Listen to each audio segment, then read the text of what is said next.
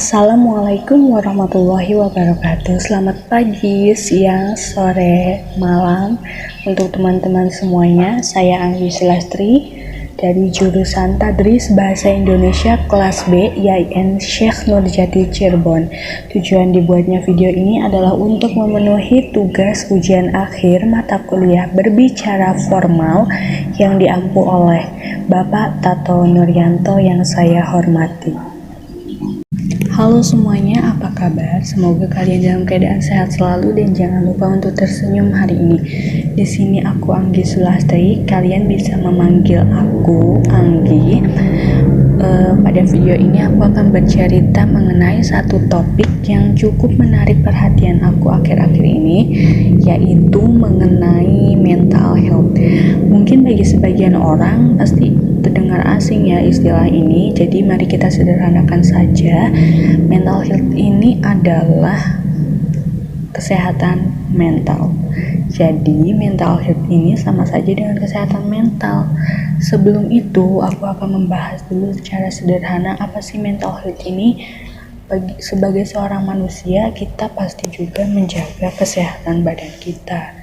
Namun di sisi lain ada juga nih kesehatan yang seringkali diabaikan, bahkan mungkin orang-orang merasa asing dengan istilah ini gitu, yaitu mengenai kesehatan mental. Seseorang yang dapat dikatakan sehat mentalnya adalah ketika dia lebih sejahtera baik psikologisnya, emosionalnya maupun sosialnya. Karena nantinya kesehatan mental inilah yang akan memengaruhi seseorang itu akan berpikir, merasa, bertindak, bahkan membuat keputusan. Juga bagaimana seseorang ini akan menangani stresnya dan interaksinya dengan orang lain. Ini tidak hanya berlaku pada orang dewasa saja loh, tetapi juga ada anak-anak, remaja, bahkan orang lansia pun harus diperhatikan kesehatan mentalnya. Jadi aku akan memberikan beberapa faktor yang memengaruhi kesehatan mental kita, yaitu yang pertama faktor keturunan, kemudian trauma masa lalu. Trauma masa lalu itu bisa menjadi memengaruhi kesehatan mental kita juga, jadi jangan sampai diremehkan ya. Kemudian pelecehan fisik dan pelecehan seksual, gaya hidup yang tidak sehat, hingga cedera pada otak.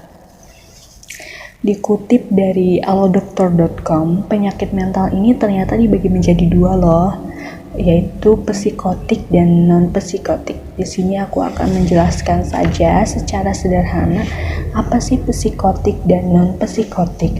Jadi penyakit kesehatan mental psikotik adalah di mana kondisi mental seseorang yang membuat penderitanya itu sulit membedakan realita.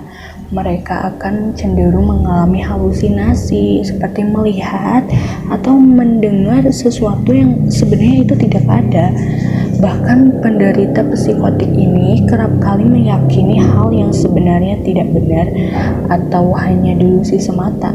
Beberapa contohnya yaitu gangguan bipolar, kemudian depresi berat, gangguan waham, dan skizofrenia. Selanjutnya adalah penyakit mental yang kedua, yaitu non-psikotik. Berbeda dengan sebelumnya, penderita non-psikotik ini tidak mengalami gangguan realita, namun mereka mengalami gangguan perasaan atau pola pikir yang tidak sesuai dengan hukum atau norma yang berlaku. Penyakit mental ini berhubungan erat dengan stres dan trauma seseorang. Jadi penyakit mental ini dibagi menjadi dua, yaitu psikosis dan non-psikosis. Itu yang bisa aku sampaikan mengenai dua penyakit mental. Kemudian sebelum semua itu terjadi, kita harus sayangi mental kita ya. Dan anggaplah bahwa kita ada di dunia ini benar-benar berharga gitu. Harga diri sendiri sekecil apapun, berhenti juga membandingkan dengan orang lain. karena sudah jelas antara individu yang satu dengan individu lainnya itu berbeda. Jadi tidak ada gunanya kita membandingkan, dan setiap orang itu punya proporsinya masing-masing, seperti itu. Kemudian cara menangani kesehatan mental ini, yang pertama yaitu perlakukanlah dirimu seperti kamu memperlakukan orang lain. Bisa juga dengan menulis harian, kemudian bercerita. Nah, saya tekankan di sini, ketika kalian ingin bercerita mengenai masalah kalian, kalau bisa kalian bercerita dengan orang yang benar-benar kalian percaya saja ya, yang benar-benar kalian percaya. Kemudian jangan pernah dengarkan perkataan orang lain yang membuat kamu jatuh atau merasa bahwa kamu tidak sebanding dengan dia. Fokuslah pada dirimu sendiri dan tujuan kamu selama ini. Sejatinya itu akan membuat kamu lebih merasa produktif dan bahagia tanpa harus mendengarkan ocehan orang lain yang tidak berguna. Jadi sayangi mental kalian. Mari berjuang bersama dan tetap menjadi diri sendiri. Sebanyak apapun kita harus bertemu dengan orang lain. Yang terakhir, saya Anggis Lastri hanya ingin berbicara, salah satu hal yang paling membahagiakan itu ketika kita bisa menerima diri kita sendiri. Berhenti membandingkan, berhenti melihat orang lain sebagai tolak ukur untuk perbandingan diri kita. Tugas kamu adalah bersyukur, berbangga, berbahagia, dan merawat apapun yang sudah Tuhan kasih. Kalau kamu mengikuti standar orang lain, itu tidak akan ada habisnya. Jadi cintai diri kamu sendiri dan terus bahagia. Aku, Anggis Lastri, terima kasih kepada teman-teman yang sudah menonton. Salam hangat dari teman baru, semoga bahagia selalu. Maaf ya jika masih ada kata-kata yang salah, mohon dimaafkan.